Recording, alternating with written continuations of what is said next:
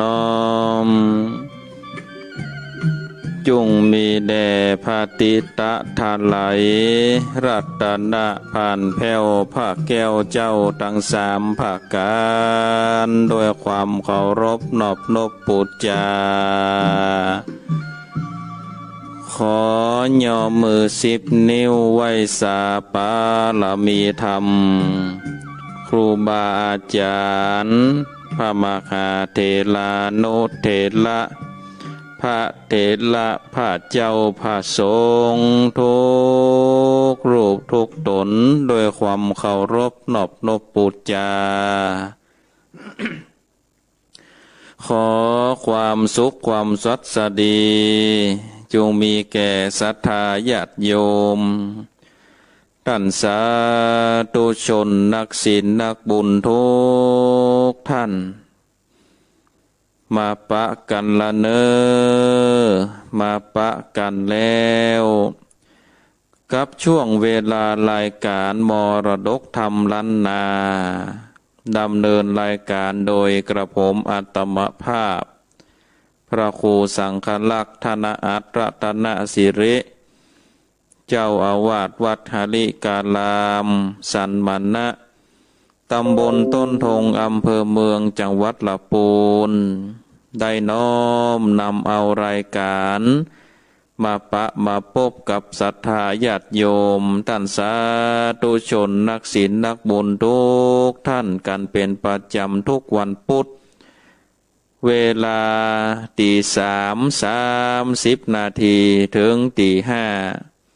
อยู่ด้วยกันประมาณ1 ชั่วโมงเกิงโดยประมาณมาปะมาพบกันวันนี้ในวันที่28เดือนกรกฎาคมพุทธศักราช2564ซึ่งวันนี้ก็เป็นวันพุธตรงกับวันเฉลิมพระชนมพรรษาพระบาทสมเด็จพระวชิรเกล้าเจ้าอยู่หัวในรัชกาลปัจจุบันหรือว่าในหลวงรัชกาลที่10ในวันนี้ก็วันนี้มาพบกันแล้วศรัทธาญาติโยมก่อนที่เฮาท่านทั้งหลายจะได้ฟังพระสัทธรรมเทศนาก็ศรัทธาญาติโยมเราจะได้ไหว้พระกันในก่อนเนาะเราได้ไหว้พระเพื่อเป็นการย้อมจิตย้อมใจกันในก่อนเนอเอาได้ประนมมือพร้อมกันเนอกราบ1กราบ2กราบ3อิมินาสักกาเลนะพุทธังอภิปูชยามะอิมินาสักกาเลนะธัมมังอภิปูชยามะอิมินาสักกาเลนะสังฆังอภิปูชยามะอะระหังสัมมาสัมพุทโธภคะวะพุทธังภคะวันตังอภิวาเทมิกราบสวากขาโตภะคะวะตาธัมโมธัมมังนัมมัสสามิกราบสุปฏิปันโนภะคะวะโตสาวกสังโฆสังฆังนัมมามิกราบ นะโมตัสสะภะคะวะโตอะระหะโตสัมมาสัมพุทธัสสะนะโมตัสสะภะคะวะโตอะระหะโตสัมมาสัมพุทธัสสะนะโมตัสสะภะคะวะโตอะระหะโตสัมมาสัมพุทธัสสะกราบหนึ่งกราบสองกราบสามเอาละศรัทธาญาติโยมท่านสาธุชนเฮาได้ไหวพระระลึกถึงกุณพระแก้วเจ้าทั้งสามภาคการเป็นตีเรียบร้อยย่อมจิตย่อมใจได้เข้าระลึกถึงพระรัตนตรัยมีพระพุทธเจ้าพระธรรมเจ้าพระสังฆเจ้าเป็นตีเปิ่งตีระลึกเอาน้ำธรรมคำสอนแห่งองค์สลีสัพปัญโญพระพุทธเจ้าเป็นตีจังเป็นตีเปิ่งเป็นตีระลึกในยุคของโควิดในยุคของโรคระบาดก็เอากุณพระแก้วเจ้าทั้งสามภาคการเป็นตีจังเป็นตีเปิ่งศรัทธาญาติโยมแล้วก็ตั้งอยู่ในความบ่ประมาทเนาะเอาละศรัทธาญาติโยมเพื่อเป็นการบ่ได้เสียเวลาต่อไปก็เจิญจวนศรัทธาญาติโยมท่านทั้งหลายที่ได้เปิดเครื่องวิทยุสดับรับฟังในเมื่อเจ้าวันนี้ก็ได้เจิญจวนสดับรับฟังพระสัทธรรมเทศนาแบบพื้นเมืองเหนือเรื่องอาลองขนไก่ผูกต้วนสองเป็นลำดับต่อไปได้ตั้งอกตั้งใจฟังพระสัทธรรมเทศนาแบบปืนบ้านล้านนาโดยกันเนอนะโมตัสสะภะคะวะโตอะระหะโตสัมมาสัมพุทธัสสะเสนเลคนตาโกมันโลนามาตาญาสันเทงวันเซนตวนตรงคาเพปุนโตอาโคนเซนเตสัตโวดูลาสะโปเลสัตตังหลายตังยิงใจใหญ่น้อยใจไฟคอยกุศลใครนำตนปนจากตังตกยากเขืองกามจิงลากาศนานามวลหมู่อันมีอยู่หลายประการมาเกิดตันใส่บาทบอดได้ขาดเป็นนิรันดร์แล้วปากันมากายน้อมนั่งไว้ฟังธรรมจงดาจำติดต่อตามบาทข้อบาลีว่าสินเลโคตากุมาโลดังนี้เป็นต้นและนากันว่าสินเลโคตากุมันหนุ่มนานอพระเจ้าบุญนากับมันดาที่ไว้อยู่ทำใหญ่หูดินตุกเมาวินโศกาหมผ้าผืนเดียวเจ้าตาเขียวน้อยหนอเกิดใจต่อไปมาจริงเอาเฟืองคายาแห้งมาต้มแห้งไปนายแล้วแอวไปสอดไส้เอาคนไก่น้ำนาอันเจ้าปาลาไปไตลาตอดไว้ตามกองเก็บมากองจัดใจนับอ่านใดเหลือลายเก็บมายายเป็นบอนลวกน้ำห้อนต่อยไปเปื้อคือไหลตายจากแล้วเอามาตากตามมีกันแข้งดีเสียงควายก็คนใส่หูเดน โสมอาเจนมากไฟบอดเดือดไม้เครื่องเคนบอดหนาวเย็นสักกากนอนแล้วขากลาบดีแหล่นนาตาโตปาถายาแลกแต่นั่นไปนาเจ้าหนอดละบุญเม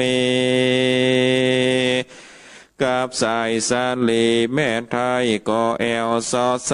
สาวแหวงหาอย่างของนานาเครื่องกาตามในป่าดงรีคือหัวปีโยกโกยตามห้อมห้อยแดนไกลของอันใดกินใดก็เก็บใส่ถุงปลาเกิดพักนาในป่าพักปูญญาพักน้ำยอดหวายงามน้อยใหญ่กันเก็บได้พอแห้งยามตาวันแดงค่ำลาจริงไหวหน้าคืนมาเอาของนาไปสูดยังที่อยู่คนลายออกปางาและแหลกตามเขาแจกจกปานสองจอมขวานแม่ลูกถูกสันได้บ่มีใจโคตรยอโอตั้งต่อกะทำการบ่เอ็นแยนขี้ข้านบ่แอวบันขอเกณฑ์โยโหดินกอดแล้วบ่แอวขอภายเต้าอดใจสอดใสหาเลี้ยงใสทั้งวันและนาเตเนจากวันนาจาก่าวถึงตันเต้าขังสวรรค์เดป่อสมสาลียอดซอยเกินนางนาดน้อยคำพงเจ้าขอโคงยศใหญ่ก็เกิดควายไปแม่วามบาดเนนาลูกลาก็คืนแน่เป็นสาวอายุลุ่มสาว19ควรมีกู้เฝ้าแปลงปานเจ้ากอดจันเกิดแล้วก็คืออามาดแก้วเตรียมใจส่งข่าวไปควายดาวถึงเขตดาวแดนกายว่าภายผาทานาไข่ได้ยังแก้วแก่นไทยคำพงคนอยู่ขอคงภาษาดอยู่ของลาดพังกาอยู่เกหาตุบย่างอยู่เคลื่อนข้างเปปังสู่จุงฟังกูกล่าวคือคู่ข่าวตามมีการเจ้าปุรีติลาดลูกอามาตคนใดตั้งเจ้าไตไพ่ไตคนอยากไรอาณาถามีปิญญาไฟคอยค่ายได้สาวอ่อนน้อยสายใจคือไปไหวอยากจะพร้อมต้นหน้าคงกันมาจอมกันมวลโนพร้อมนาอยู่ดูแงมกูจักถามดูแลยังกำเก่าเป็ดสันนาคนใดจะคำใดตามเหตุใดกองทำเป็นเจ้าขอคำทิลาดลูกอามาตลานพญาเป็นปัจจาไพรน้อยทุกตำก้อยเครื่องขีหรือเป็นเศรษฐีหนุ่มเท่าอามาตเฝ้าแขนกันกูจักปานลูกลาไปตอดหน้าบัดเดียวอามาตเร็วแกวนใจเตรียมสารได้เร็วปานแล้วส่งไปควายดาวถึงเขตเต้านานแหลดนาตั้งสุดตัวส่วนคนตั้งหลายตั้งดาวได้คูข่าวลาจัดสารมีใจบานจื่นโซไหลหลังลู่มาไวบอกว่าเจ้าขอใจโยดยาวนั่งแตนเต้าสาวเวยเมืองเสนาเลืองเขาขาดตั้งอามาตโยธาคนอาณาตามจ้าอยู่ต่างหน้าแดนไกลปะกันไหลมาคอนอยู่เต็มบ่อนสัตน้ำเพื่อตอบคำถามตั้นดาวต้นภาพดาวขังสวรรค์เด วางได้สมสาลีน้อยอ่อนไปข่วมซ้อนนอนในเจ้าขอใจขังสามวันติลาดป้อนางนาดคำพงสัตตาลงสันส่องตัดหน้าป่องเบ่งจรหานเจ้าหน้าก่อนไก่มาป้อมควายน้ำนาจริงไขว่าจะตานกล่าวว่าดูราเต้าแดนกายตั้งเสนาในอามาตตั้งภายลาดปัจจา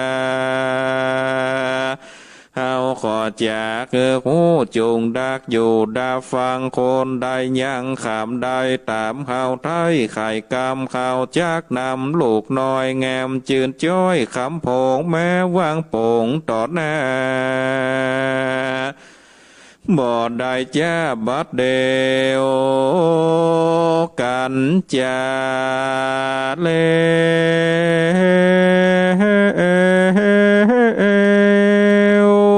เมียนแล้วเต้าตนแก้วทำมีกราจา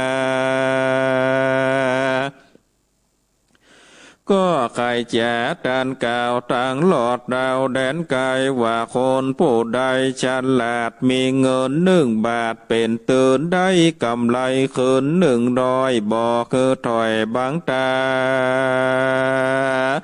คนได้แน่องอาจดังถอยวาดเฮาลาจุงมาไว้อย่าจะคือขันต่อหน้าบัดเดียวเขาจักเร็วยกยืนโดยใจจื่นยินดียังสาวสาลีกินโก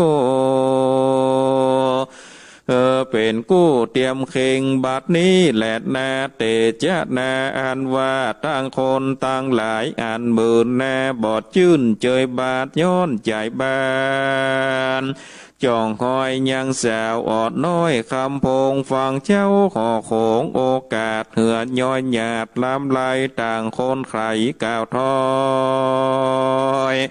มีบ่อน้อยลายภาคการว่าเต้าผู้บานนิโสดเงียลายโคดนำนาจุเข้ามาปังเปล่าบ่มีประโยชน์เล่าอันใดยินเครื่องใจหลา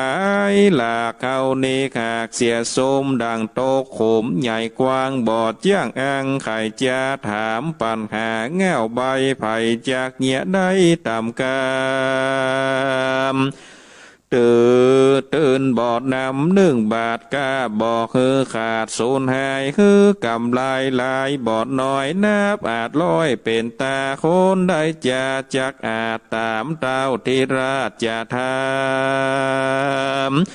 คนท่าลามหนุ่มเท่ามีหมากเท่านาดน้ำต่างไข่กำต่อถอยมีบอดน้อยลายประกาศหลายอันมีแล้วประกาศมวลหมู่หนีคืนสู่แดนต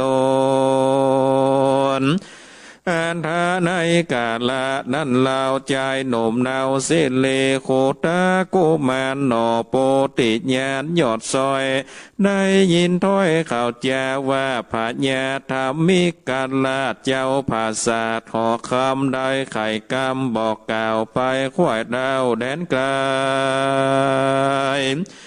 ว่าการคนใดฉลาดลงตื่น1 บาทเป็นหมายได้กำไข่บอดน้อยนาปานนาลอยเป็นตาจากปันทิดาหนอดนาวคือนางนอนเอาคำพงจากหอโคงที่อยู่คือไปอยู่เกคาแห่งสามีกาผู้ใหม่อันขามได้ดังปันทัดนั้นนอคุณทันฟังแล้วบอกกัดแก้วสั่งกาจริงเข้าไปหาจะบานจริงกล่าวต้านจะถามจริงกล่าวกำงามต้านต่อว่าข้าแด่ป้อสายตากำผาญาจากล่าวลือควายดาวราจัดเนหากยังมีเป็นแกนหรือบอแม่นตามลายคาเนหมายใครคู่ขอกาอูตามีจะบ้านเดผู้ใหญ่อันเต้าใส่ไว้หวังตาก็ใครจะตอบทอย ว่าโดราใจน้อยคิงลามกำมึงถามนั่นใจบอดใจว่าไว้ได้หากมีไม้เป็นแก่นเกือมีแม่นตามกำหนอคนทำฟังแล้วใจพองแผ้วยินดีจริงไขว่าตีต่อต้านว่าข้าแด่จะบานกุณาขอโคนนานำข้าไปไว้เจ้าฟ้าผู้บานข้าโคนผ่านกลัมพาขอต่อต้าปันถัดนั้นกันเต้าปัน1 บาทแม่นเสียงขาดสูญหายข้าขอตายความนาคือเจ้าฟ้าขันใสตันตะกามการได้กำไรนำบอกขาดขอเอานางน้อยนาดคำผงเล็ดนาตั้งสุนตัวกามาโปจังโกส่วนนายจะบานฟังกำเจ้าตันขาดจากขายก็เลวไว้บอดจ้าป่าเจ้านอนลาบุญนาจากเกขาที่อยู่ขึ้นไปสู่ขอคำยอมือตั้มต่างเก่าไว้เต้าเจ้าตับมีเจ้าปุลีติดลาฐานเจ้าน้อยนาดโคนผ่านจิกมีลาจ้าองค์การถามเล่าว่าดูราใจหนุ่มเนาอาณาถากำมึงจะตอดหน้าขามตอดตาปันถานานกูจักปัน1 บาทบอกคือขาดตามกำกันโตกพรำภาคนาคือขายกว่าเสียซุมคือโตกหลุมใหญ่กว้างคือตาตั้งกงกาจากคือโยธาอาจกาฟันมึงความนาบัดเดียวกันมึงผาญาเลวฉลาดมีตื่น1 บาทเป็นไม้กาได้กำหลายบอดน้อยนับอาจร้อยตามกำนางบุญนำแว่นฟ้าเกิดนางนอดลาคำพงกูจักโป่งวางขาดอนุญาตปั่นไปกูได้ไขก่าวจี้บอดหลีกลี่นีกรรมเจ้าขอคำยดยาวผ่าแผ่นดาวขังสวัสดีไขวันเตเมียนขาดก่อนยืนเงิน1 บาทเร็วไวว่าเมืองจุงเอาไปต่อก้าดังได้ต่อต้าตนโกหนอซาปัญโยฟังแล้วใจพองแผ้วโสมมานาสาครับตื่นมา1 บาทแล้วอภิวาทอันจุเร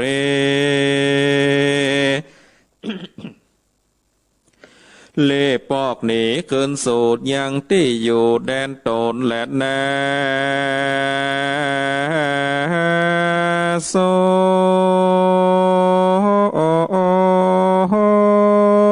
เสเลโคตากุมาโลอันว่าเสเลโคตากุมาร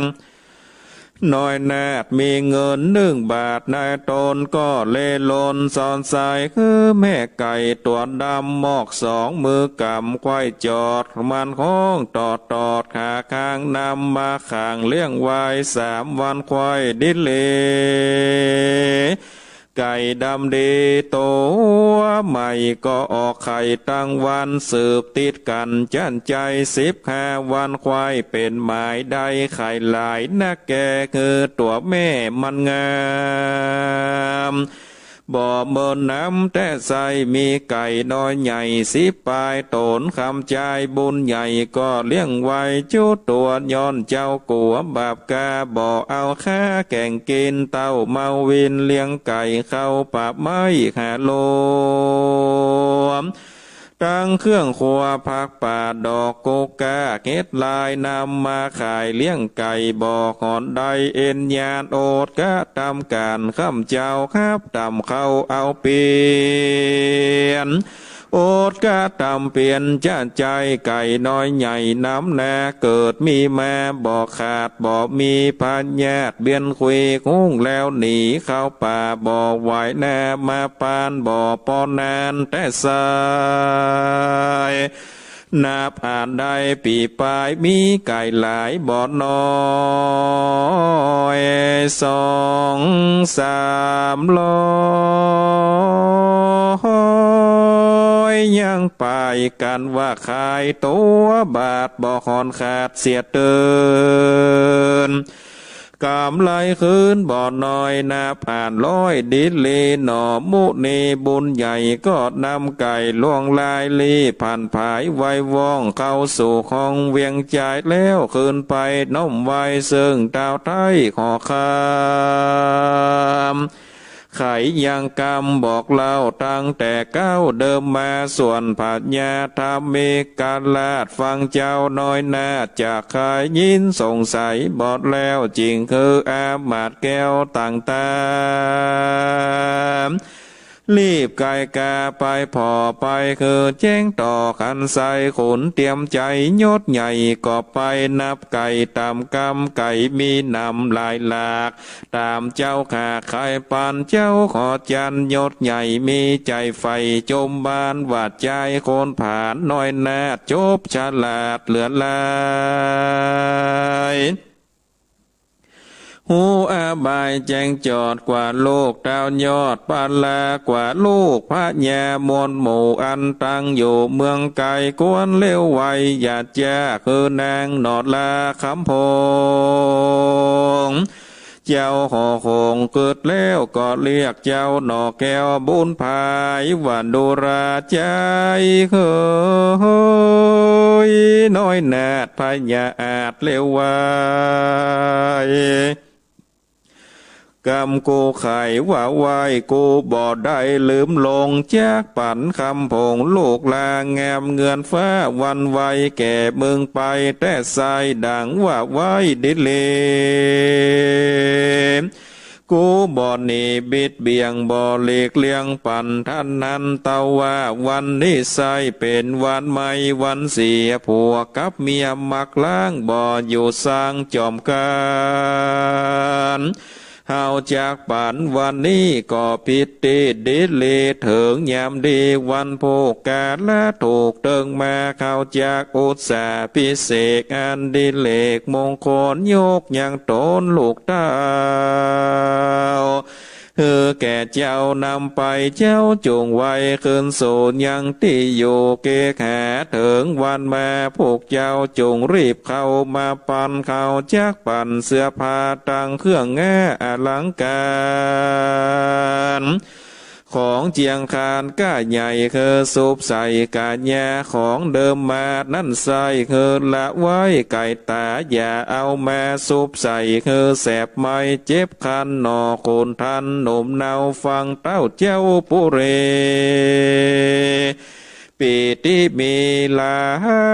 ยแหล่สันละแผ่ตั้งตนรีบต่อยขนคืนสู่ยังที่อยู่โคดินหายมาวินหมนเศร้าก็บอกเล่าไข่จ่าคือมันดาติไว้คือแจ้งควายตามมีแหลดนาโสราชาส่วนปัญญาธรรมิการลาดก็คืออามาตเตรียมใจตีกองใจเป่าห้องไปควายของปูนลีคือเศษนาบอดีอามาพระมัดนาจาเศรษฐีขากะบอดีปอกกาพร้อมตัวแน่ปัจจาได้รีบมามวลหมู่พร้อมนาอยู่โครงการอามาตยันรีบพาวตีกองเปล่าเร็วไวเสนาในอามาตพระมนาจาเศรษฐีเจ้าปุเลตัวดาวฟังกองเป่าสัญญาปากันมามวลหมู่พร้อมนาอยู่โครงการอาภิวันกรมเก่าไว้เต้าเจ้าปุลีเศษนาบอเดยศใหญ่ก็ขับไว้ตุนสามว่าข้าแดบมาขาราชเจ้าตนเป็นปิ่นเก่าปุลีอาจยามีคือเป่าไปควายดาวปาลาคือคนหน้านามวลหมู่มาพร้อมอยู่เร็วปานเจ้าขอนจันยศใหญ่ก้อนเดือดไม้สั่งแจหรือเสกปาลาต่างเตศมาลอดเขตเวียงใจหรือโพยภัยอุบาทมาต้องปาดราชจันท่านนี้ขอเจ้าปุลีไข่เก่าคือคู่เข่าขีดแย่แดดเตอ เมื่อนั้นพญาตามีกาลาดก็โอกาสใครจะว่าดุราเสนา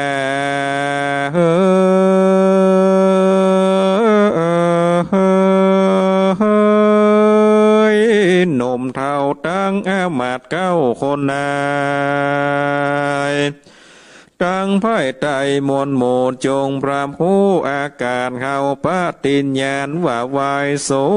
หูควายเวียงใจว่ากันคนใดฉลาดมีตื่น1 บาทเป็นตามก้าของนาน้อยใหญ่บอกว่าไว้อันใดคือได้กำไข่บอดน้อยนับอาจร้อยดินเลกูยินดีจมจืนจากยกยืนหยอปาน ยังสะเลโสพันน้อยอ่อนเป็นกุศลเตรียมการเล่ปงปันบอกไว้ตามกรรมใดกฎหมายบัดนี้ใจต่ำจ้าเป็นกรรมพระนาถามีพระแย่องค์อาจเงิน1 บาทกูไปบ่อนั้นเต้าใดแต่ใส่ปล่อยก็ได้ดังใจมีกรรมให้บ่อน้อยมากกว่า100ดินลีกูบ่อนี้บิดเบี่ยงสัจจะเตียงตามธรรมจากคือนำใจหนุ่มมาสู่คุ้มพังกาคืออุนสาพิเศษอันดิเลกมงคลโยกยังตนลูกลาคือใจกำพระอนาถาตามธรรมดาแต่ก่อนบอกคือผ่อนอันใดเต้าว่าในวันนี้บอกแม่นตีวันดีกาดละกิจนี้แก้มโศกาดละโยกแพ้พานถึงวันพุ่งเจ้าคือสู่เจ้าตั้งลายไปน้ำใจกำผ้ามาเป็นเคยลาตนกูลแดดเตออันว่าคนตั้งลายหนุ่มเท่ามีอามาตย์9เป็นประธานฟังเต้าโพบานไข่กาวโหของเศร้านันเนืองเล่งดากันแต่งสร้างตามเจ้าจ้างโป่งปอนแล้วปากันเกินสูญยังที่อยู่เฮือนตนและนาปูนาเทวาเสกันวันโลนมาลอดโคนเก้ายอดต่างตาตั้งโยธาอาบาท9และปลายตั้งยิงใจใหญ่น้อยนับอาจ100หลายปันก็ปากันกระพากออกไปจากเวียงใจกันกาไก่ไปลอดถึงที่จอดหูดินแห่งหนอมุนินหนุ่มเนาอาบาท9ต่างตาก็ไข่จากกาโอคือเจ้าหูตามมีว่าบัดเนเจ้าปุเรยศใหญ่อาจยาใส่เต่งมาคือตู่ข้าป่าเอาเจ้าเล่ปอกเต้าเวียงใจเจ้าจงไว้อย่าจ้าไปจอมตู่ข้าบัดเดียวเจ้าตาเขียวบุญใหญ่โคแจงควายขี้แยก็วันตากลมเกาไว้แม่เจ้าใส่ใจไขกำไปกะโอเฮอแม่หูตำลายแล้วผ่านภายจอมหมู่เข้าไปสู่เวียงใจการว่าไปหลอดแล้วอามาตย์แก้วตั้งตากอดนำใจอานาถาผู้จัลลาดคือเจ้าน้อยนาเสเลโคตากุมารหนอโปติญาณกินโกเขินไปสู่ขอขาบย่อมือตำต่างกล่าวไว้เต้าเจ้าตับมีเจ้าปุริติลาดก็คืออามาตย์ต่างตามน้ำหน่อพุทธาบุญก้ามไปอาบน้ำสีไข่เอาผ้าโกดใส่ผืนใหม่มีก้าใหญ่เจียงคานตั้งอาลังการเครื่องดาวคือดาบเงามงคลมาผ่าดำโตนแห่งเจ้าตามฮีดเก่าเดิมมาหน่อพุทธาบุญใหญ่ประดับใส่อลังการย่อมเจียงคานโจสิ่งดูงามยิ่งเหลือคนดังเทวบนตนอยู่ฝั่งฟ้าลงแหล่งลาลงมากันแต่งดาเบี้ยนแล้ว ก็คือนางบนแต้นแก้วใสสีนำนางบุญมียอดซอยแงมจืนจ้อยคำพงมันนั่งลงจิมข้างต่อเจ้าจ้างทำเมกันลาจาแล้วอุตสาปิเสกอดิเรกทุนควาน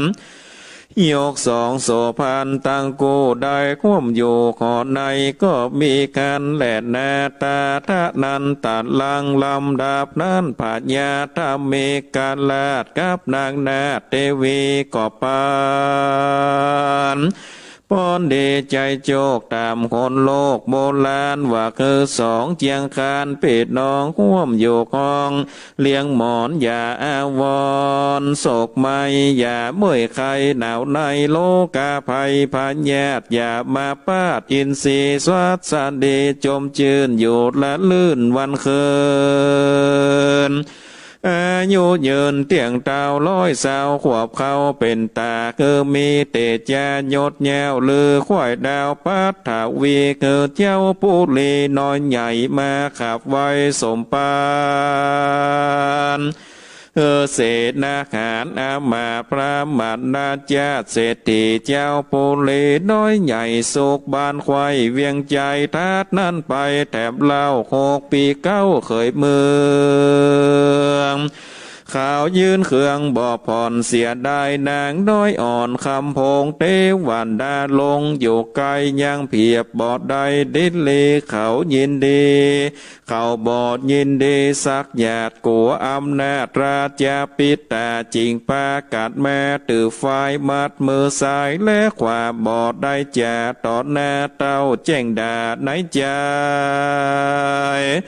แล้วโคตรไหลจากเจ้านั่งโจดเบาไก่ตาทัดนั้นมาแถมเล่าปาโลกิดเก้าอาจารย์เสนาขานหนุ่มเท่าอามาดเก้าแหลบไป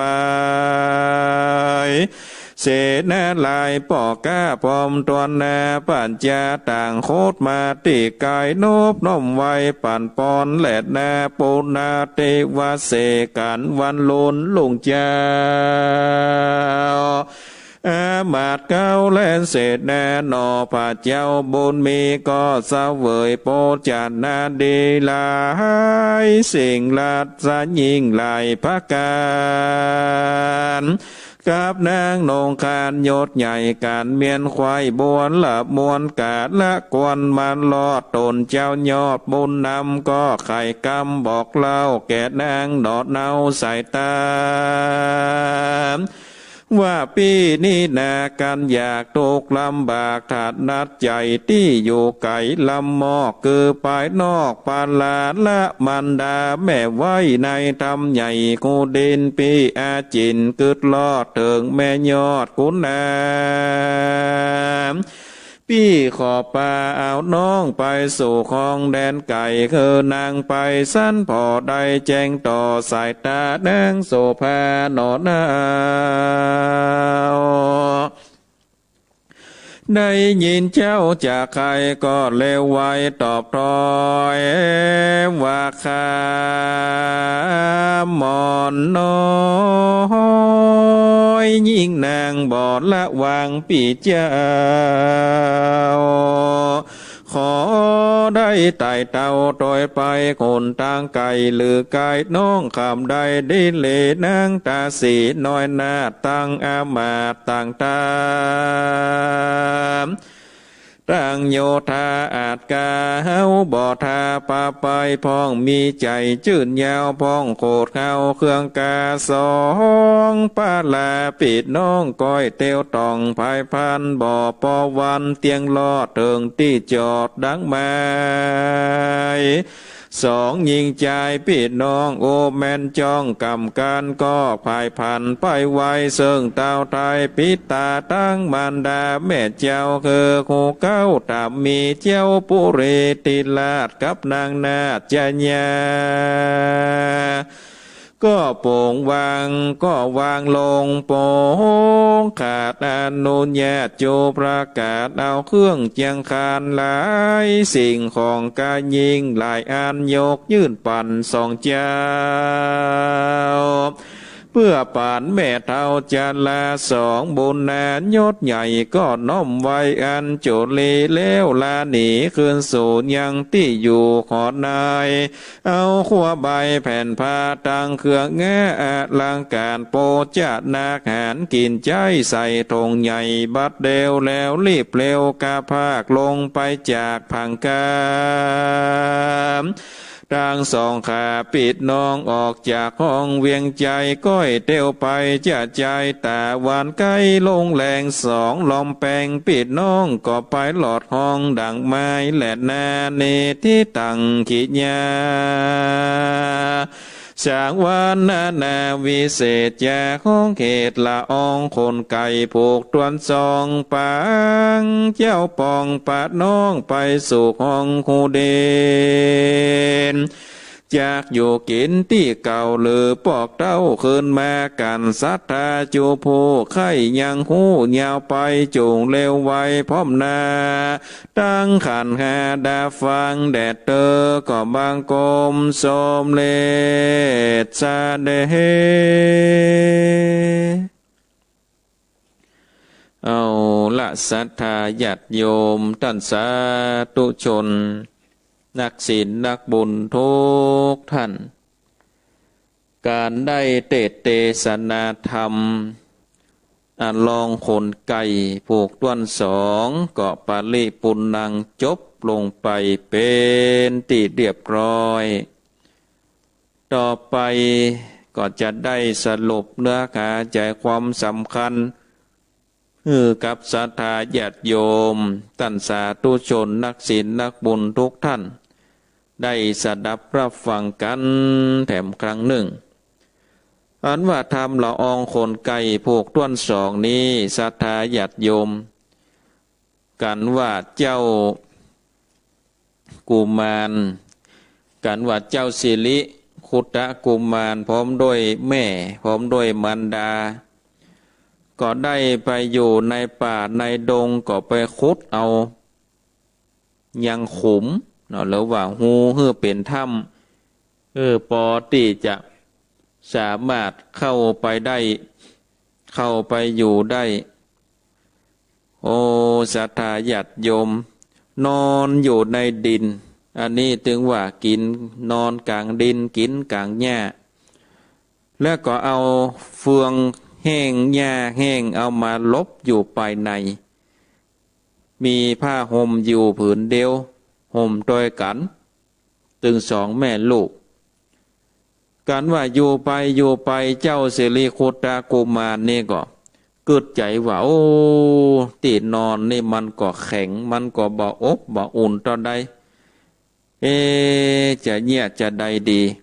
ก็เลยเข้าไปเอาขนไก่ศรัทธาญาติโยมที่เปิ่นละไว้ตามบ้านตามกอง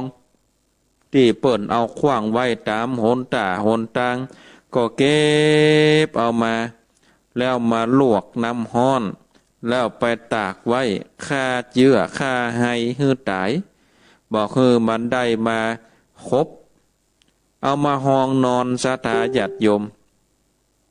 แล้วก็เสาะแสวงหากินในป่าในดงเสาะแสวงหาผลละหมากหลากไม้คุดหัวดินได้กินได้นี่ไปได้ขายไปเสาะแหลกไป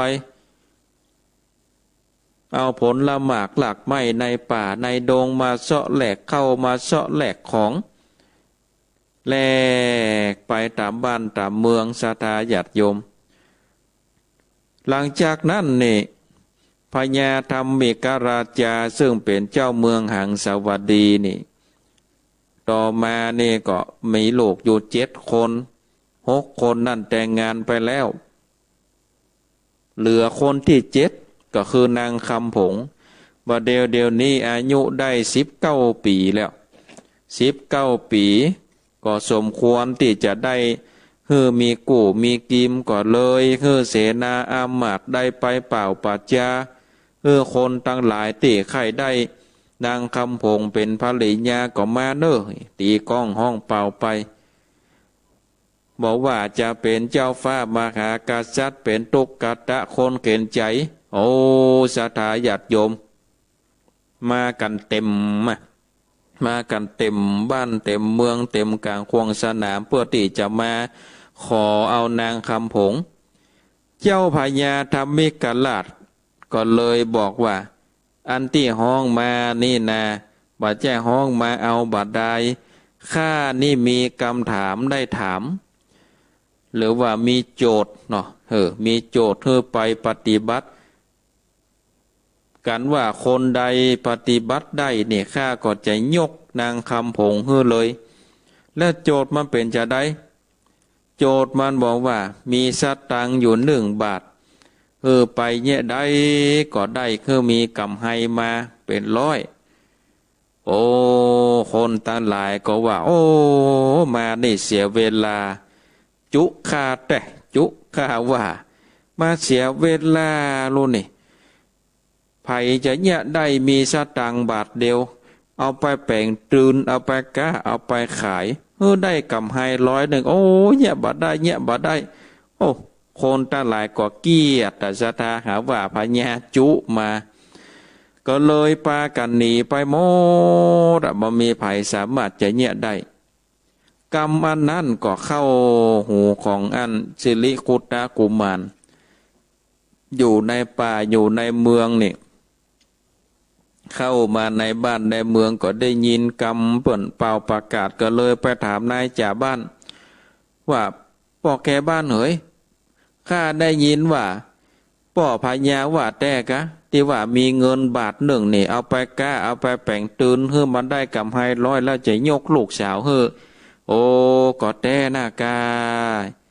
อย่างอันป่อแกบ้านปลาข้าไปเตอะข้าจะเงี้ยเฮือพอเห็นลงแกบ้านก็ปาเจ้าสิริคุตตะกุมารเนี่ยเข้าไปในบ้านในเมืองเข้าไปในปราสาทราชวังแล้วก็ไปยอมือเนาะไปยอมือไหว้ข้าแด่ป่อพญาเป็นเจ้าบัดนี้นี่มีใจคนนี้บอกว่าพร้อมที่จะขับเอากำตาของป่อพญานะป่อพญาก็ว่าอันกะถ้าพร้อมก็เอาไปเอาเงินไปเลย1 บาทแล้วก็เฮือปีกมา100เนอะถ้าว่าสู่บอดได้นี่ข้าจะคือเสนาอามาตย์โทนทหารตาหลายยับเอาเจ้าเนี่ยเอาไปฆ่าเอาไปฟันเนี่ยนะตกลงตามนี้ก็ตกลงพระเจ้าค่ะนี่ลงตกลงกันแล้วในศรัทธาญาติโยมเจ้าสิริคุตตะอามาตย์สิริคุตตะกุมารนี่ก็ได้นำเอาเงินบาทนี่ไปซื้อไก่เนาะไปซื้อไก่ตอนแรกก็ได้มาตัว1ไก่ตัวนั้นก็มาออกไข่15 วันก็โอ้ได้ไข่จัดหลายเอาไปฟักก็เกิดออกมาเป็นลูกไก่เนาะเกิดออกมาเป็นลูกไก่แล้วก็ได้เลี้ยงไปจนได้100 กว่าตัวศรัทธาญาติโยมต่างๆหลายได้100 กว่าตัวเต็มที่อยู่ถ้าเอาไปขายตัวบัตรนี่ก็โอ้จะได้100 ปลายหรอกโอ้ทำสำเร็จแล้ว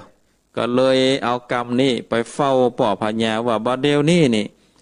ข้านี่ได้เอาสตังค์แป่งตืน1 บาทบัดเดียวข้ากำไฮแล้วนะเจ้าไปเนี่ยได้เมื่อมันได้กำไฮก็บ่เนี่ยได้บัดเดียวนี่ไก่ของข้ามีเป็น100ปุ่นเอามาขายตัวบัตรค่าก็ได้100 ปลายก็รู้ป่อพญาก่อนโอ้มันจะเป็นแต่ก็สั่งฮื้อเสนาอามาตย์ไปพอเสนาอามาตย์ก็โอ้แม่นแต่ป่อพญาไก่เต็มบ้านเต็มจองปอดตกเอาไปขายนี่เกิน100แน่นอนรับรองตามนี้ฮิโลเสนาอามาตย์ทั้งหลายก็โอ้ก็อันกึดว่าอันดีใจเนาะดีใจกับอันสิริคุตตะกุมารแล้วก็บอกคือว่าบัดเดียวนี่เฮาก็จะคือตามกรรมของเฮานะเฮาบอดคือเสียกรรมแต่ว่าวันนี้นี่มันเป็นวันบัดดีเป็นวันฮ้อนวันไหม้เป็นวันใจญาทุตเห็นหรอฟ้าตีแสงก็บาดได้ค่ำก็บาดได้เป็นวันฮ้อนวันไหม้ข้าจะยกลูกสาวเฮือต้านไปนี่โอ้เป็นไปบาดได้วันนี้จะโยตรกันได้บ่เมินแล้วจะฮือข้ามาเมื่อใดเอาวันพวกนี้ก่อนเนาะข้าจะฮือคำตอบ แล้วข้าจะส่งทหารไปบอกเฮือตันเนอะสิริโคตะกุมารก็ปีกบ้านไปบอกเฮือแม่ก็โอ้ดีอกดีใจหรอกแล้วพ่อพญาก็ห้องเสนาอามาตย์ปัจจาราชยิงใจตั้งหลายมาประชุมจุ่มนุมเขาทั้งหลายก็โอ้พ่อพญามีธุระอะหยังกายห้องข้าทั้งหลายก็ว่ามีข้าเสือกมาประชิดเมืองกะมาบุกมาล้อมบ้านเมืองเฮากะพ่อพญาก็ว่าโอ้บัดใหญ่ดังอันบัดเดี๋ยวนี้นี่ข้าก็มายึดเอาตามกรรมนะตามกรรมว่ามีจ่ายตุขตะเนี่ยสามารถนำเอาเงินบาทหนึ่งเนี่ยเอาไปแบ่งตืนแล้วมีกรรมให้เป็นร้อยมาได้นี่วันนี้มันเป็นวันบาดดีวันพรุ่งนี้คือสู่ตันตาลายปาการแต่งห้างเครื่องตั้งหลายจ้างม้างัวควายมาแล้วนี่ก็ฮื้อปาการไปครับเอาเจ้าสิริโคตะกุมารที่อยู่ในบ้านที่อยู่ในป่าในดงบุญเนอเข้ามาในบ้านในเมืองแล้วเขาจะอุตสาราชาพิเศษเนาะฮื้อแต่งงานกับนางคำผงกะเขาตั้งหลายก็โอ้ดีอกดีใจศรัทธาญาติโยมตั้งหลายดีอกดีใจแล้วก็ปากันแต่งห้างแหละเนาะปากันแต่งห้างของตั้งหลายต่างนานาแล้ววันพุ่งมาก็เอาคนตั้งหลายปากันไปเป็นร้อยลูกปากันไปเป็นร้อยไปครับเอาเจ้าสิริคุตะกุมารเจ้าสิริคุตะกุมารก็หันเสนาอามาตย์ทหารตั้งหลายเข้าบ้านเข้าเมืองมาก็ถามว่าแล้วสู่ตั้งหลายจะไปที่ไหนเนี่ยโอ้ก็ไปที่ไหนก็พ่อพญานะกะใจคือข้าตั้งหลายมาฮับเอาตั้นเนี่ยเข้าบ้านเข้าเมืองโอ้ได้โหดังอันแล้วก็กาปลาแม่เพื่อที่จะเข้าบ้านเข้าเมืองเมื่อเข้าบ้านเข้าเมืองแล้วพ่อพญาก็ทำตามสัญญาก็อุตสาราชาพิเศษได้แต่งงานกับนางคำผงเนาะแล้วก็อยู่โดยกันมานางคำผงกับเจ้าเสรีโคตะกุมารก็อยู่โดยกันมาก็คักก็แปลงกันแล้วเจ้าเสรีโคตะกุมารเนี่ยก็เกิดตรงหาแม่เนาะที่อยู่ในป่าในดงเข้าบ้านเข้าเมืองมาคนเดียวก็เกิดตรงหาแม่ไผจอดเสาว่าหากินไผจะดูแลแม่ก็เลยคิดว่าอยากจะออกเดินทางเนาะออกเดินทางไปอัน ไปที่บ้านที่จองเนาะเดินทางไปที่บ้านที่จองเพื่อที่จะไปไหว้ซึ่งมารดาเกิดเติงหาแม่ก็เลยเอานางคำผงน่ะเดินทางพร้อมด้วยเครื่องตั้งหลายมีมีหลายสิ่งหลายอันเพื่อที่จะเดินทางไปหาแม่เพื่อที่จะไปให้แม่นี่ได้กินได้บริโภค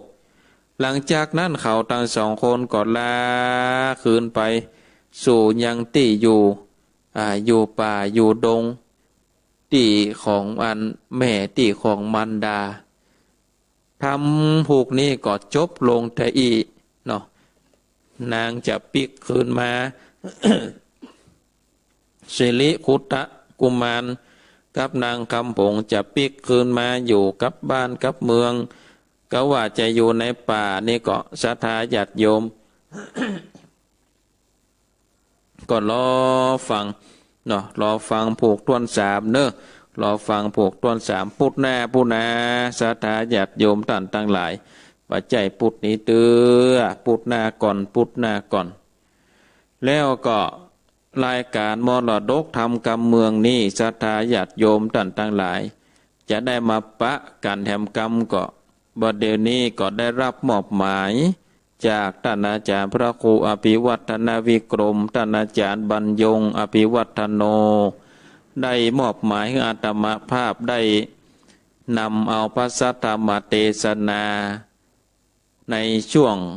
มรดกธรรมกรรมเมืองนี้มาพบกับศรัทธาญาติโยมกันแถมวันหนึ่งคือวันพัด ในวันพฤหัสบดีหรือว่าวันพัดก็วันพรุ่งนี้เนาะศรัทธาญาติโยมเวลา3 โมงถึง4 โมงเนอะบ่าย3 โมงถึง4 โมง 15 นาฬิกา00 นถึง16.00 นอยู่โดยกันฟังน้ำฟังธรรมแบบเบ้าล้านนาโบราณที่ครูบาอาจารย์นักปราชญ์เปิ้นได้แต่งเปิ้นได้กลไกไว้ในมาฮือศรัทธาญาติโยมที่อยู่ต่างบ้านต่างจองบางพ่องก็บ่มีโอกาสได้เข้าวัดบางพ่องก็ช่วงนี้โลกนักบ่ออกไปทางใดก็เอาวิทยุนี่เป็นกู่เป็นกิมเป็นเจ้าหมู่ฟังเพื่อที่จะได้บ่ฮือมันเครียดฟังเพื่อที่จะอยู่ในศีลธรรมกรรมฐานนำไปประพฤติใจนำไปปฏิบัติตามความสามารถของตัวเก่าตามที่ครูบาอาจารย์หลายตนหลายองค์เปิ่นได้ได้จ่าเปิ่นได้นำเอาธรรมะมาเทศนาคือกับศรัทธาญาติโยมท่านทั้งหลายได้สดับรับฟังอันนี้ก็ติดตามกันเนอะศรัทธาญาติโยมติดตามกันในวันพรุ่งนี้เพราะฉะนั้นติด1เฮาก็จะได้ปะกัน2 วันก็วันพุธเวลา3:30 นาทีถึง5:00อันนี้ก็1 ชั่วโมงครึ่งแล้วก็วันพัดนี่อยู่ด้วยกัน1 ชั่วโมงเวลา15 นาฬิกาบ่าย3 โมงถึง16 นาฬิกาบ่าย4 โมงอยู่ด้วยกัน1 ชั่วโมงกับรายการมรดกธรรมกำเมืองเนาะศรัทธาญาติโยมท่านทั้งหลายเอาละเนาะมาเร็วพอเวลาก็จะเปิดสายกับศรัทธาญาติโยมท่านทั้งหลายได้สดับรับฟังกันเนาะเปิดสายกับศรัทธาญาติโยมได้โทรมาเนาะโทรมาแจ้งผลการนับฟังโทรมาโทรมาจ๋าอ้าวเนาะอยู่ทางใดก็โทรมาได้เนอะ0865878177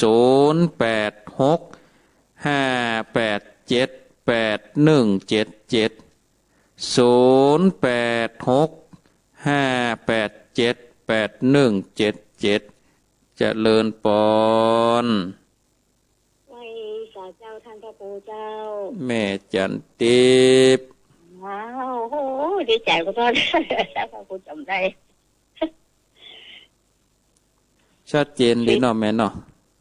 พูดแล้วเนี่ยนะเจ้าก็พยายามโทรกับติ๊กสักเนี่ยพูดแล้วนี่สายย้นกันขนาดน่ะอุปกรรมเจ้าชัดเจนดีเนาะแม่เนาะเจ้าชัดเจนดีเจ้าฟังกันไปเลยใส่บเดียวก็ได้ยินแล้วค่ะวันนี้นั่นแหละกะพอดีอันฮับสัญญาณควายไปหน่อยเจ้าก็สาธุโมทนาเนอะแม่เนอะผมดังสายท่านพระครูนะเจ้าสาธุบุญรักษาเอาครับสายต่อไปเจริญปอนจ้ากราบไหว้สาเจ้าท่านพระครูแม่สุเกียศิลปรสิทธิมะน่วงละปูนเด้ออันนี้ทำละอองขนไก่ผูกส่วน2แล้วเนาะเจ้าผูกส่วน2แล้วโอ้คนมีปัญญาถ้าตามแบบเดียวเป็นก็เป็นตื่นได้เลยแต่เจ้าละกาเนาะเจ้าโอ้ทำถูกนี้เข้าใจดีเด้อเจ้าสาธุโมทนาเจ้าสาธุเจ้าบุญรักษา0865878177 0865878177อ้าวมีก็เข้ามาเนอเจริญปอนไม่จับเจ้าท่านพระครูไม่รู้เองดูได้จับจำเมืองฟังท่านพระครูอยู่เนอชัดเจนดีเนาะไม่อุ้ยเนาะชัดเจนเจ้าโอ้ยเข้าใจดีทำพวกนี้เนาะใช่ตัวฟังกันไปเลยพวกที่2อยู่เป็นจังหวะสายท่านพระครูนะใช่ตัวบุญรักษาเนอสาธุเจ้าเอาฮับสายต่อไปเจริญปอนครับผม ก็ชีดเนอะ โอ้ปอดฉีดหายไปหลายปุดนี่ โทติดแล้วครับมันโยนกันนะ บัดได้หับจากกรรมนี่กะ จ่ายเป็นนักแต่ นากะ ท่านพระครู โอ้สายย่นกันแต้ๆนะ เนะโทรกันแน่และตูดมาได้ ตูดบัดได้แต่บัดได้หับสายเนาะ ครับผมฟังอยู่เด้อ ชัดเจนดีชัดเจนดีเนาะ ครับ สาธุบุญรักษานะพ่อเนอ ครับผม หับสายต่อไปเจริญปอน ภาษาเจ้าท่านพระครู จากทางได้ แม่เพนวัดตะจางเขาเวียงร้องเด้อ แม่เพียนตาจาง เจ้าชัดเจนนะท่านพระครูเนอะ ชัดเจนดีฟัง98แน่นอนแม่เนาะ ครับเจ้าก็แปดเจ้าอันไม่ต้องทราบนะเจ้า สาธุสาธุ จ้าชัดเจนเด้อเกินจ่ายท่านพระครูนะเจ้า บุญรักษา0865878177 เจริญปอน จากได้จากเจ้าท่านพระครู น้องบัวชัยปราการ จำได้อยู่แต่ จำแล้ว เจ้าที่ตามตลอดเนอะ ติดตามรับฟังชัดเจนดีก่อ เจ้าฟังตั้งเทศตั้งหลายเนี่ยฐานนี้บดังท่านพ่อปู่ วันนี้สถานีบัดดังกะ เจ้าไม่ได้ยินเลย เป็นว่าอัน เจ้าชัดเจนดีเนอะฟังตั้งเทศตั้งหลาย สาธุฟังกันไปเรื่อยๆนะแม่เนอ เจ้ากำลังใจนะท่านพ่อปู่ บุญรักษา เจ้าจากไม่สาเจ้า มีก็เข้ามาแถมมีเวลาโทรเต็มที่วันนี้กดเตือนี่เวลา10 กว่านาทีท่านอาจารย์เวลาโทรน้อยลำไปหยิแม่กดบัตรตันเบอร์นาอันนี้เวลานี่เป็น20 กว่านาทีพุ่นน่ะนี่เปิดสายโทรมาแจ้งผลการรับฟังโทรมาโทรมาจะทำปัญหาก็ตามใจเนาะหับสายเจริญปอน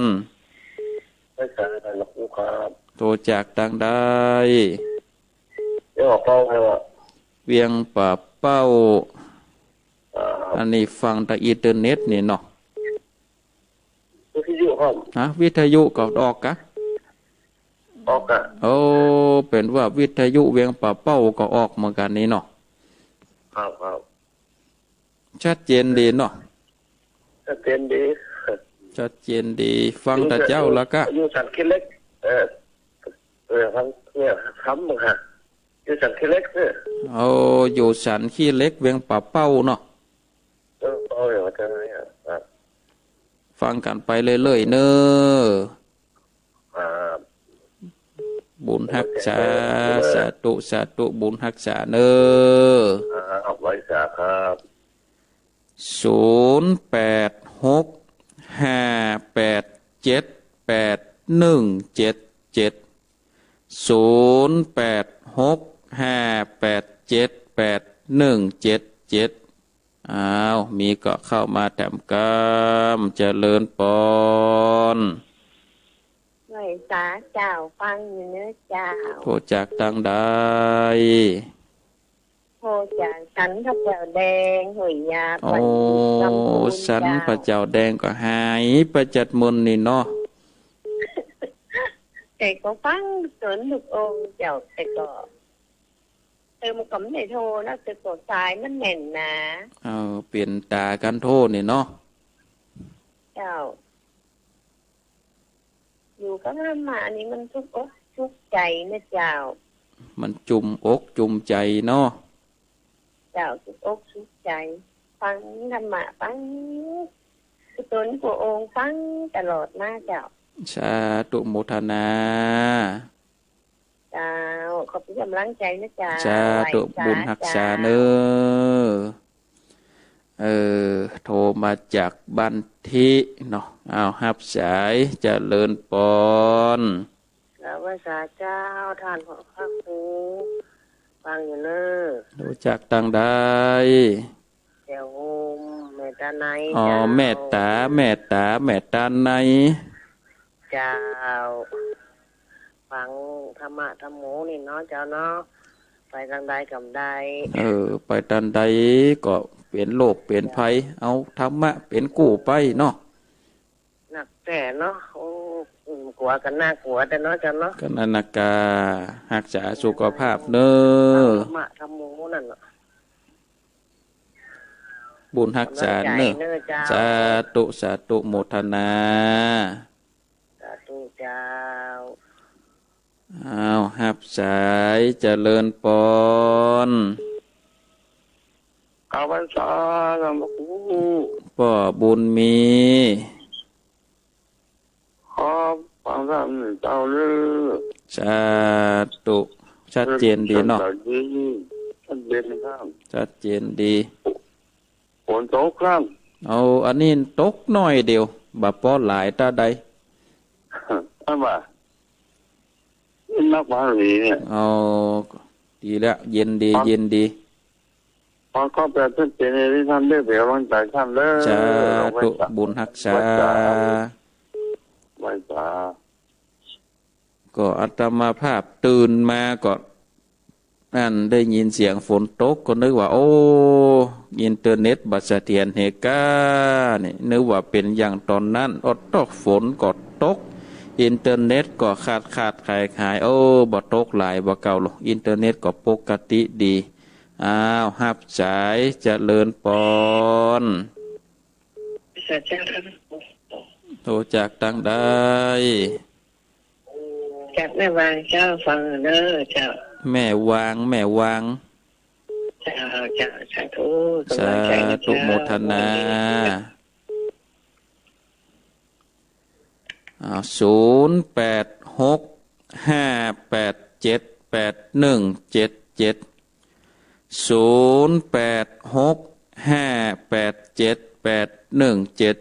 เจริญปอนไปแต่เจ้าอยู่วินันหงหลวงลำพูนนะเจ้า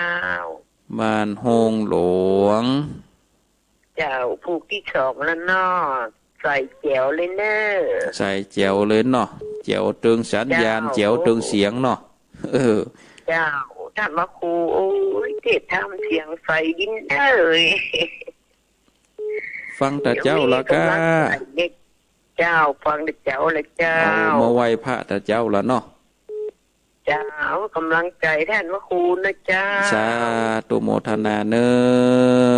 อุ้ย80 ปีนั่นนะเจ้าอยู่คนเดียวฟังธรรม80แล้วยังเก็บ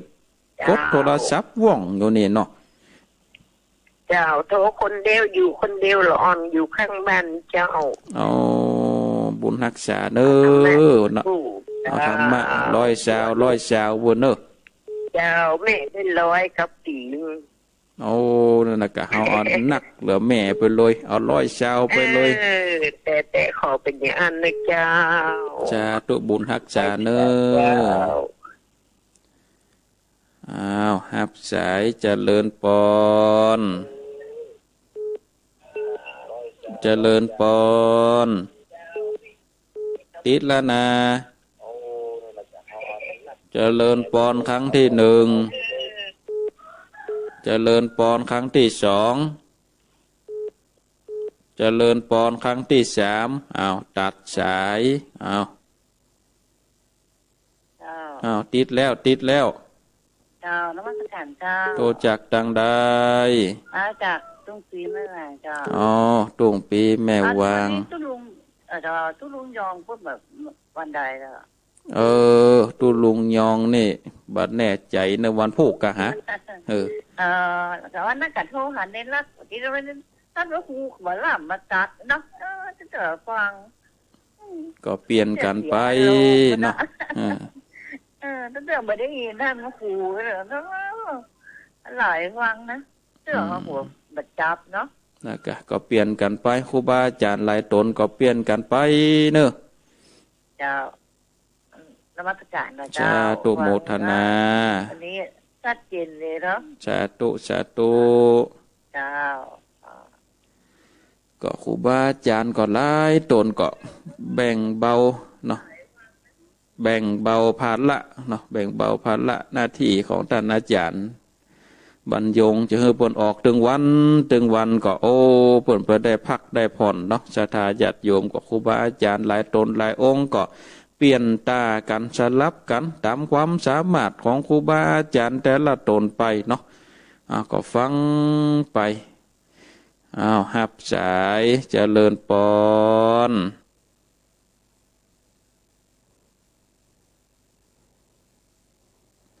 เจริญปอนยังดักปิ่งหับแผมกำเจริญปอนเจ้ากับไว้สาเจ้าท่านพระครูจากต่างใดแม่สายพินกันระยะมันตรงซานแล้วเมืองฟ้าแม่สายพินแม่สายพินจั่งข้าวจั่งจอยเจ้าฟังอยู่เนอะจังดังฟังชัดดีเนอะท่านพระครูเนอะฟังชัดเจนดีเจ้ามาให้กำลังใจท่านเนอะสาธุวันนี้มีข้าวมีจอยสักบดกะไหนๆก็มาแล้วรอขอกราบไหว้สาครูบาสังฆะบัลละอยู่ท่าเอาปอนได้ฟังธรรมะท่านพระมาสอนของพระชินบัญชรสัมมาสัมพุทธเจ้าคนฟังตั้งหลายใจบานบาเศร้าขอบพระคุณจัดนักเป็นคลื่นสีขาวเสียงดังฟังชัดดังแถวตรงซานดอนใจที่แม่โทรไปหาครั้งนี้แม่โทรคือกำลังใจได้ฟังเมื่อใดกับม่วนใจเลยเจ้าขอพระคุณเนอท่านพระคุณเนอสาธุโมทนาเนอเจ้ากับไว้สาเจ้าท่านพระครูเจ้าสาธุเจ้านี่บักเก่าบักเกลือแท้ๆนี่ศรัทธาญาติโยมแต่งเป็นข้าวเป็นเครืออันนี้ม่วนดีเนาะม่วนใจดีหับสายเจริญปอนไหว้สาเจ้าท่านพระครูจากทางใดจากป่าคอยใต้เจ้าป่าคอยใต้เจ้าป่าคอยเนี่ยปุ่มก่อนต่อไม่ลิมบ้านใกล้ๆบ้านน้องไหมเนี่ยค่ะไม่น้อยกับเพื่อนกับมากาดป่าคอยเนี่ยหรอแปลว่าปุ่นเนาะเจ้าเคยไปบ้านน้องไหมแล้วเจ้า4-5 ปีละชัดเจนดีเนาะแม่เนาะเจ้าชัดเจนดีเนอะสาธุโมทนาเจ้าฟังแล้วก็ครั้งแรกได้โทรมานะกะอันฟังโดยถ้าว่าตันก็โทรมาเนาะเจ้ามันโทรบอกก็ติดเพิ่นหลายเนี่ยค่ะโทรสายมันย่นกันเนาะธรรมดาเจ้าบุญละวันนี้ได้โทรติดบุญแล้วบุญรักษาเนอไหว้สาเจ้า0865878177 เจริญปอนไหว้สาเจ้าท่านพระใส่รองคมกับมันให้การจ้ะห้อยการชัดเจนดีชัดเจนดีสาธุโมทนาเนอจ้าส่งฟังติดตามตลอดเนอสาธุบุญรักษาเจ้า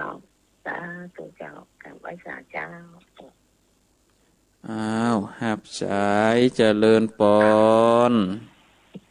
ไว้สาเจ้าโทรจากทางใดจากไปยังปอยนะสกิดเจ้าอันที่ไหนก็แม่ไปยังปอยเลยสกิดป่ายังเนาะป่ายังปอยดอยสะเก็ดคล้องจองกันจะดีรู้ด่ะแม่รัตนาเจ้าชัดเจนดีเนาะแม่เนาะจ้าให้ฟังแต่เจ้าละกาฟังแต่เจ้าดีแล้วมันโทรหากันห้องเนอแม่เนอ สาธุโมทนาเอาละศรัทธาญาติโยมขออนุญาตยกหูก่อนเนอะยกหูก่อนเพราะว่าเวลาก่อนไล่หลังมานี่แล้วศรัทธาญาติโยมท่านทั้งหลายขออนุญาตยกหูก่อนเนาะจะได้สรุปสายก่อนก็อนุโมทนากับศรัทธาญาติโยมท่านสาธุชนที่ได้เปิดเครื่องวิทยุสดับรับฟังแล้วก็ได้โทรมามาจาโทรมาคือกำลังอกกำลังใจสายแรกก็แม่จันทิพย์วัดเกตกาลามฟังจากในเมืองเชียงใหม่ก็ชัดเจนดีสาธุอนุโมทนาสายที่สองจากแม่สุกแก้วบ้านศรีลาพรศรีเตี้ยอำเภอบ้านโฮงนี่ก็ฟังครูบาอาจารย์กูตนกูองค์ฟังกูปุดเหมือนกันเด้อท่านอาจารย์เด้อแล้วก็มือแม่นให้เนี่ยกันเนาะโทรติดกูปุดนะแม่สุกแก้วเนี่ยนะสายที่สามจากแม่อุยอินเสมิงอันนี้ก็โทรมาเกือบจะกูปุดเหมือนกันเนาะอยู่อำเภอเสมิงฟังชัดเจนดีสายที่สี่จากพ่อชิดยังปวนอันนี้ก็เก็บพริกไปโดยตัดพริกไปโดยฟังไปโดยก็โมทนาสายที่ห้าจากแม่เพนตาจ้างเวียงหนองล่องสายที่หกจากหนองบัวชัยปราการสายที่เจ็ดจากบ้านสันขี้เล็กเวียงป่าเป้าสายที่แปดจากบ้านสันผาเจ้าแดงเนาะอำเภอบันทิสายที่เก้าจากแม่ตาบ้านแม่ตาในแจ้โฮมสายที่สิบจากป่อบุญมีเมืองกลาง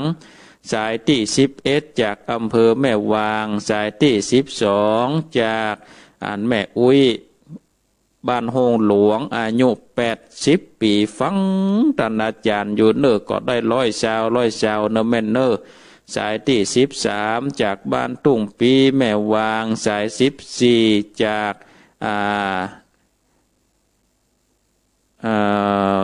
แม่เพนเนาะเมืองปาน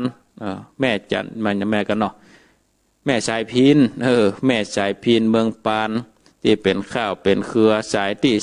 15จากบ้านป่าคอยใต้สายที่16จากบ้านห้วยการเนาะแม่สายทองบ้านห้วยการสายที่17จากแม่รัตนาบ้านป่ายางปอยดอยสะเก็ดอันนี้ก็คล้องจองกัน17 สายในเจ้าวันนี้ก็สาธุอนุโมทนากับศรัทธาญาติโยมท่านสาธุชนนักศีลนักบุญทุกท่านที่ได้เปิดเครื่องวิทยุสดับรับฟังเนาะก็วันนี้ก็พอสมควรแก่กาลเวลาอาตมาภาพก็จะขอนำเอารายการได้ลาจากศรัทธาญาติโยมท่านสาธุชนนักศีลนักบุญทุกท่านไว้เพียงเท่าอีกก่อนวันพรุ่งนี้ก็ติดตามรับชมรับฟังมรดกธรรมกำเมืองได้ในช่วงเวลาบ่าย3 โมงถึงบ่าย4 โมงเนอะ15 นาฬิกาถึง16 นาฬิกาทุกวันพฤหัสบดีวันพรุ่งนี้จะเป็นธรรมเรื่องใดก็เชิญชวนศรัทธาญาติโยมท่านสาธุชนนักศีลนักบุญทุกท่านได้ไล่ขึ้นวิทยุมาพบกันเนอวันพุธแมลงวันนี้ก็ขอนำเอารายการได้ลาจากศรัทธาญาติโยมท่านทั้งหลายไว้เพียงเท่าอีกก่อนบุญกุศลที่ศรัทธาญาติโยมได้กระทำปั่มเป่งมาบุญปาละมีแห่งองค์พระศรีรัตนตรัยคุณพระพุทธเจ้าคุณพระสัทธรรมเจ้าคุณพระสังฆเจ้าคุณปิตามารดาคุณครูบาอาจารย์เจ้าทั้งหลายเทวบุตรเทวดาได้มาปกปักรักษาอย่างเจ้ามูลศรัทธาที่ได้เปิดเครื่องวิทยุสดับรับฟังตลอดถึงเข้ามารับชมรับฟังในการถ่ายทอดทางระบบเฟซบุ๊กก็ขอความสุขความสัตย์สิริจงมีแก่ท่านเพื่อมีอายุวันนะสุขะภละปฏิภาณธนาสารสมบัติเมื่อคิดสิ่งใดก็ขอเพื่อสมดังความมุ่งมา่ปรารถนาเหมือนกันทุกท่านทุกคนอายุวันโนสุขังภลัง